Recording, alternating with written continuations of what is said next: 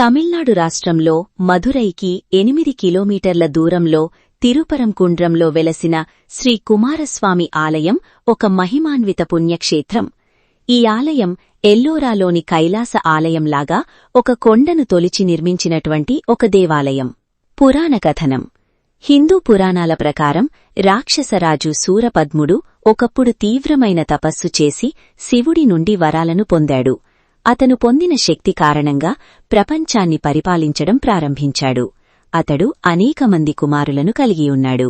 సముద్రాలలో సృష్టించబడిన విరామకేంద్రం అతని రాజధానిగా మారింది. ఆ అహంకాలంతో అతను దేవతలను ఇబ్బంది పెట్టడం ప్రారంభించాడు. ఇంద్రుడిని బంధించాడు. ఇంద్రుని భార్య ఇంద్రాణిని కోరుకున్నాడు. అప్పుడు ఇంద్రుడు శివుని కుమారుడు యుద్ధదేవుడు అయిన మురుగన్ సహాయం కోరాడు. మురుగన్ తన యొక్క దూతను రాక్షసుడి వద్దకు పంపాడు. అతను దానికి చలించలేదు. తిరుపరంకుండ్రంలో కుమారస్వామికి శూరపద్ముడికి మధ్య తీవ్రమైన యుద్ధం జరిగింది. అక్కడ మురుగన్ శూరపద్ముని కుమారులందర్నీ చంపడం జరిగింది.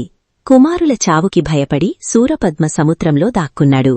మురుగన్ సముద్రంలోనికి వెళ్లి శూరపద్ముడిని వెతికి పట్టుకుని అతనిని 2 ముక్కలుగా విభజించాడు. ఆ 2 ముక్కలే దేవుని దివ్యవాహనాలైన నెమలి, కోడి రూపాలతో ఉద్భవించాయి. ఇంద్రుడు తన దేవలోకాన్ని తిరిగి తనకు ప్రసాదించినందుకు కృతజ్ఞతగా తన కుమార్తె దేవసేనను మురుగన్కు ఇచ్చి తిరుపరంకుండ్రంలో వివాహం జరిపించుతాడు. ఆలయ చరిత్ర. కొండను తొలిచి కొండపైనుండి చెక్కబడిన ఈ దేవాలయం బహుశా క్రీస్తుపూర్వం జైన గుహ అని శాసన ఆధారాలు సూచిస్తున్నాయి. ప్రస్తుత మురుగనాలయం 6వ శతాబ్దంలో పాండ్యరాజులు నిర్మించినట్టు చరిత్రకారులు చెబుతున్నారు. ఆలయంలోని స్తంభాల మందిరాలను మదురైను పరిపాలించిన రాజులు నిర్మించడం జరిగింది. అనేక కళాత్మకంగా చెక్కబడిన స్తంభాలతో కూడిన ఆస్థాన మండపం ఎత్తు 150 అడుగులు, ప్రవేశద్వారం ఎత్తైన 7 అంచెల రాజగోపురంతో ఉంది. ఆలయం వెనుక ఉన్న గ్రానైట్ కొండ 1050 అడుగులు. పైభాగంలో కాశీ విశ్వనాథ మందిరముంది.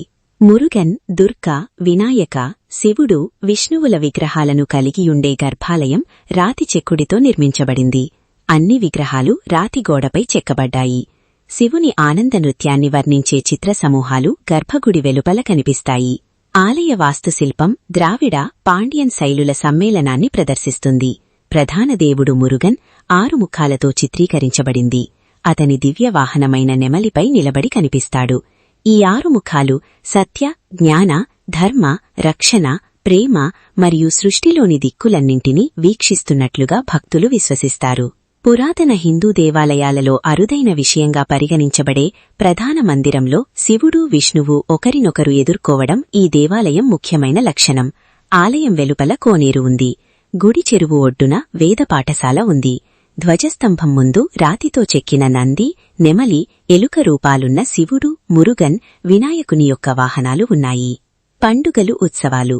తమిళ మాసం ఐప్పాసి అక్టోబర్, నవంబరు లో జరుపుకునే స్కంధ షష్ఠి ఉత్సవం ఈ ఆలయంలో అత్యంత ప్రముఖమైన పండుగ. మురుగన్, శూరపద్మని చంపడం కార్యక్రమం 6 రోజుల చివరి సమయంలో అమలు చేయబడుతుంది. పండుగ సమయంలో మురుగన్ ఉత్సవ విగ్రహాన్ని ఆలయ వీధుల చుట్టూ ఊరేగింపు వేడుకలు నిర్వహిస్తారు. ఇక్కడ బ్రహ్మోత్సవం తమిళమాసం పంగునిలో వస్తుంది. కార్తీక దీపం పండుగను తమిళమాసం కార్తికైలో కొండపై దీపం వెలిగించడం ద్వారా జరుపుకుంటారు. ఆలయంలో విష్ణుమూర్తి ఉండడంతో వైకుంఠ ఏకాదశిని కూడా జరుపుకుంటారు. ఈ ఆలయంలోని ప్రాకారాలు, స్తంభాలు, శిల్పకళ, చిత్రాలు, ఆలయ నిర్మాణం భక్తులను ఆశ్చర్యపరుస్తూ మంత్రముగ్ధుల్ని చేస్తాయి. ఈ దేవాలయం నిర్మలమైన వాతావరణంతో ప్రదేశం సహజ సౌందర్యం, ఆధ్యాత్మిక అన్వేషకులకు, పర్యాటకులకు ఒక ప్రసిద్ధ గమ్యస్థానంగా మారింది. భక్తులారా, మీరెప్పుడైనా మధురై మీనాక్షి అమ్మవారి దర్శనానికి వచ్చినప్పుడు ఈ ఆలయాన్ని తప్పక దర్శించండి. ఈ ఆలయ నిర్మాణం, శిల్పకళ, ప్రశాంతత మిమ్మల్ని తప్పకుండా పరవశింపచేస్తుంది.